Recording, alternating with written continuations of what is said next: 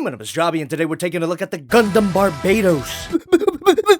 But Jobby, haven't you looked at this? No, I haven't. This is not the high-grade Gundam Barbatos. This is the Robot Damashii Gundam Barbatos. And believe me when I say this is a completely different figure. And what can I say about Gundam Iron-Blooded Orphans that I haven't already said? Well, I can tell you that between the time of that review and this one, I still haven't watched the show. That seems to be a common theme with me, right? You know, I take a look at a figure from an anime, and then I never watch that anime. It's becoming kind of a problem. It's affecting my social life negatively. You know, all the people that I love and care about keep suggesting shows to me, such as this one and that one. Maybe not that one. And I always tell them, I'm gonna check it out. I'm gonna catch up with you guys so I can join in on your conversations so you don't have to keep tiptoeing around spoilers for me. And then I never do. Instead, I go around the internet scouring for memes and end up on a show that no one is watching at all. There's gotta be a name for this sort of behavior. Call it a fear of commitment. Call it not caring about what other people think. Call it crippling porn addiction. The painting in the sculpting from what my eyes tell me, the painting on this figure is actually very minimal, but what is there is done excellently. Way better than anything I could come up with or even have the time to, which is something I should point out. There was a time early in my quote-unquote career that I was actually against the very concept of Robot Damashii, because on the surface it just seems like it's taking away the fun of model kit building, and at that time I was in love with the hobby, not like right now where I absolutely despise it. I'm just kidding. I would love to go back to model kit building one day, but for now, I prefer to spend my free time drawing ass. Nowadays, because I have so much on my plate right now, Robot Damashii figures are a godsend. Anyway, it should be pretty obvious by now that I'm intentionally avoiding talking about the actual design because I have talked about this design before, even though this is a completely different figure. I guess I shouldn't be afraid to repeat myself because I don't watch my own videos, so what are the chances? The design of the Gundam Barbatos will always be appealing. It combines the best of the classic blocky Gundam aesthetic with some new, overly detailed aesthetic of modern mecha. And despite looking kind of like a gangly mechanical mess, the figure does not crumble in your hands when you handle it.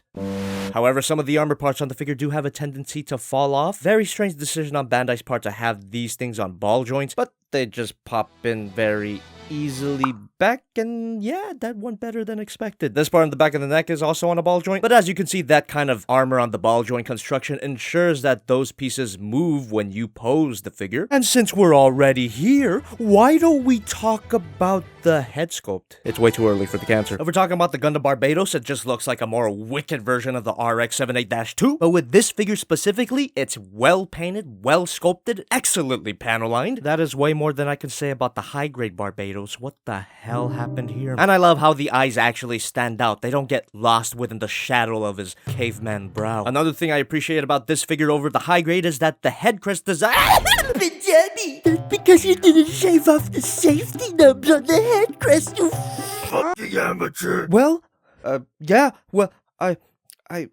have no clever retort to that. You're completely right. That gold paint is nice and shiny, better than a flat yellow of most Gundam model kits. These power buttons are looking nice and sharp. Thank God they're not stickered on. The chest piece stays intact, unlike this guy, which apparently the chest falling off on this guy was only my kit. I don't know what the heck happened there. The world is out to roll me, I guess. And there's painted detail here that you would never get on a high grade without that extra bit of work. And I wouldn't know anything about that.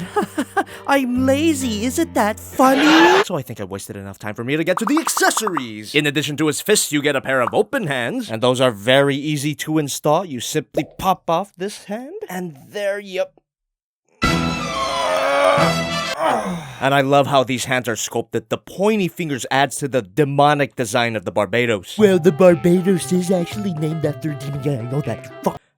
And you get a pair of grabby hands, which allows him to carry any one of his two weapons. You might be getting some deja vu at this point. First of all, you get this big old fucking stick, and that should slide down easily, but oh, there we go. This thing looks absolutely brutal, but there's a part of me that wishes that it was painted up a bit more, but I don't know what you could really do with it besides weathering it. Oh, what's that? That's a modeler's shop? Well, I wouldn't know anything about that, huh? And at the very tip of this thing, it can extend. There's a pee-pee joke in there somewhere, but I'm not gonna make it. But I will say this.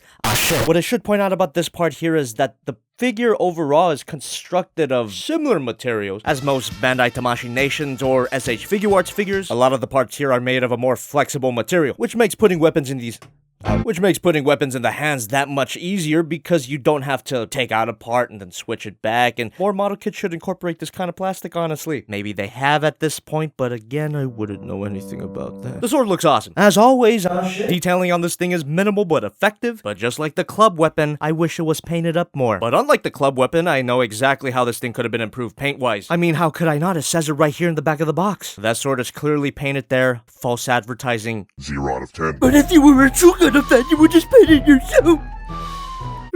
You're right. I miss it. I really do. But no, it takes too much time and I have asked to draw. And if we bring back the club, remove this long handle, you can replace it with this included short handle. And I assume that's supposed to simulate a retractability of the handle. Of course, they wouldn't actually engineer that, goddamn hacks at Bandai. And the short handle makes it easier to store on his back with the help of these clips. You simply plug that in, bada bing! And you even get another clip made specifically for the sword. Oh shit. Oh god. Boom. Boom. What a great brand new feature that I never covered before. You could even remove these parts, although I don't know what purpose that serves. And this back thruster, I suppose, can lift up. Yay, I guess. As for the final accessory, we have to look between his legs. Ooh, can we get a stolen PewDiePie meme in here? There we go. Spicy. This little dingle-dang is actually a separate part, but I kept it in his crotch for convenience. And all this is a stand adapter, which you can plug into a separately sold Bandai Damashii Nation's Act 5 stand. And unlike most cases where I use this stand, this figure's actually specifically designed for the stand. It says so in the instructions. Pretty cool. Of course, the stand allows for more posing options, but we haven't even got to that yet, have we? Ball joint at the head, ball joint at the base of the neck. Can't look up that far and look down that far. I'm really underplaying the range of articulation here because goddamn. Ball joint at the base of the shoulder, ball joint at the shoulder proper. That allows for some not a problem at all. You could just pop that back. Pop. There we go. Forward movement, backward movement, 360-degree rotation at the arm, shoulder pads at a ball joint, as you saw before.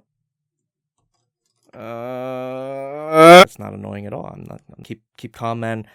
Swivel arm moves out, bend at the elbow, ball joint at the wrist. Every ball joint can be, ball joint at the chest. Every ball joint can, kind of. Definitely allows for a crunch and a arcing back. Waist swivel, and there's a hinge joint right there that allows for it to arc all the way back. Kind of weird, but I'm not mad about it. Ball joint at the side skirts, ball joint at the front skirts, and that allows for the ball joint at the hip to fully express itself. And I do mean fully. Can't move back that far. Thigh swivel, double bend at the knee, ball joint at the ankle, which allows it to, of course, move up and down. A pivot, and a ball joint at the toe, which is not really a toe, more like the whole front part of the foot. And that allows for the same amount of articulation. One more swivel here. Posability on this guy is fantastic. Sure, it does have a similar amount of posability as the high-grade Barbatos, but the difference between that guy and this guy is that this one is actually fun to pose. Not saying the high grade was absolutely terrible to pose, I've been to hell. It's just that this figure and the Robot Damashii line as a whole are actually built to be played with. Robot Damashii, you've won my Damashii. That makes sense, right? As for the size of this thing, let's get right into it. Figma Madagakaname, Azage Monsters Godzilla, Masterpiece Optimus Prime, and of course, the high-grade Gundam Barbatos. Like I've said before, these things look virtually identical. The Robot Damashii version just looks like a great custom build of the high grade. But despite their extreme visual similarities, the Robot Damashii is definitely a different figure, all jokes aside. You could tell straight away when you handle the figure. Which is why I have to say that the Robot Damashii is the better figure. Technically the high grade is not even a figure, it's a model kit. Fuck off. You're right. But overall, this figure's awesome.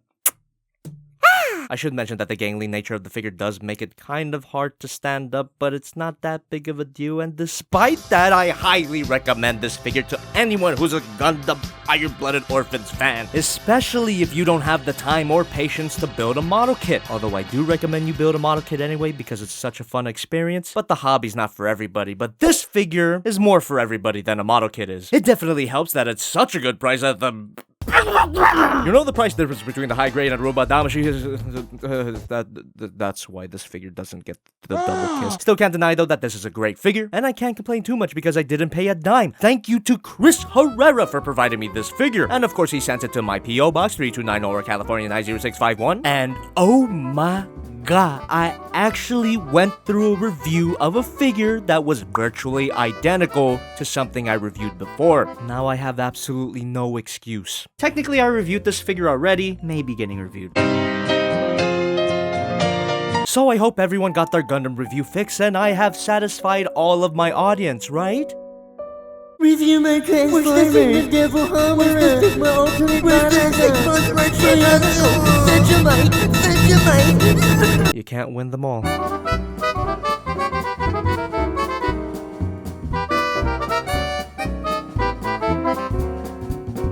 That was it? We need more Gundam, more. Nope. Sponsor time.